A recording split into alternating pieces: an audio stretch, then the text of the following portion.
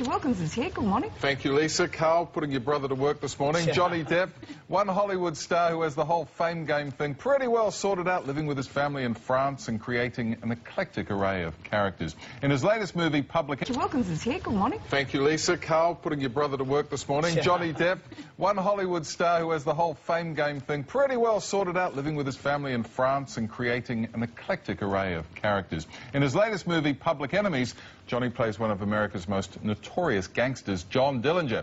Pete Stefanovic caught up with him in Chicago. He's the Kentucky-born actor who got his start playing a baby-faced cop. Did you know the guys that stole your dad's car? I won't tell you, spit. And he hasn't looked back. From the mystical to the magical. I always thought a verruca was a type of wart you got on the bottom of your foot. To a lovable rogue.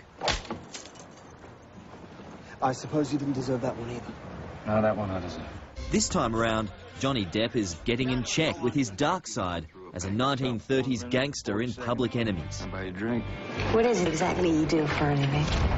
John Dillinger of banks. What is it about these crooks, John Dillinger included, that just makes them so damn likable? The underdog. We have to root for the underdog.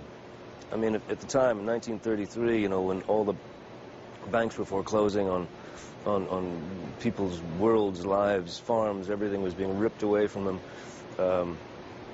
and the government were as shifty as they've ever been. The common man was John Dillinger. The common man were these guys who went out and started robbing banks and just saying, I'm taking it back, I'm taking it back. The whole country thinks you're a goddamn hero. Who gives a damn what the public thinks? I do. When I realized, when I put together in terms of the puzzle, there's John Dillinger in Mooresville, Indiana, which is 60, 70 miles from Owensboro, Kentucky, which is where I was from. And I thought, that's it, man, that's the key. I know this guy. I know what he sounds like now. I know... Then I knew him. I knew him. He was family. Public Enemies isn't the only film on Johnny's current roster. He famously stepped in to finish Heath Ledger's final project, The Imaginarium of Dr. Parnassus. It would have been a horror to think that Heath's last work, which was great, would go unseen. And so what I told Terry Gilliam was, if there's a way to do this respectfully and you can finish your film, I'm more than happy to help. I wanted to certainly first get the blessing of Heath's family to make sure they were okay with it, and they were great with it. And so I feel honored to have been able to be a small part of that for Heath. You know. And you named a part of the island you own after him. Yeah. Can you tell me about the connection you feel towards him? Because it's obviously very strong. You know, we knew each other and we'd hung out a bit, and there was a mutual respect there, and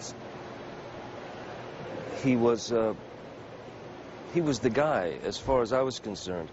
In terms of the actors coming up the ranks, he was the one to keep your eye on. He was the dangerous one, you know, and I liked him for that. Johnny, you play these diverse characters all the time. They're very intense.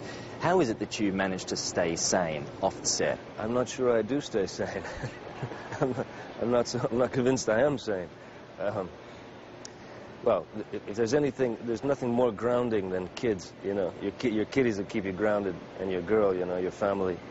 So that's my, I suppose that's my lifeline. And just finally, Pirates 4, yay or nay? Yay. Yay. If they get a good script, yay. You're mad. If I wasn't, this would probably never work. We love a bit of Captain Sparrow in the morning. Public Enemies, incidentally, is directed by Michael Mann, and it's getting rave reviews and opens in Australia at the end of next month. He's made some fantastic films, Michael Mann. He's a cool dude, Johnny Depp. Johnny Depp has it sorted, doesn't he? We all went and saw Simon and Garfunkel the other night. You saw them last night. We were on Saturday night. So many great songs. It really is a first-class nostalgia hit. There are still tickets to see them in concert, their third show in Sydney, and some of the other shows around the country. But Paul and Artie waking up in Sydney this morning, old friends, singing all the hits. How good was Cecilia? Cecilia was great. As a knockout. Yeah, I reckon. So many. So there's a big surprise for me is having not seen Paul Simon in concert before was how good he is. He's great, isn't he? And his voice just keeps on getting better and better, but his arrangements and the band were hot and tight. Yeah. Well, I think it's the big stand-up. I think it's essentially his band, you know. Yeah. And when he got onto his solo stuff, how much did he enjoy doing that? The audience didn't mind it either. No, it was great. Great show. It's fantastic. Make sure you try and get there if you possibly can. Yeah, it's worth it.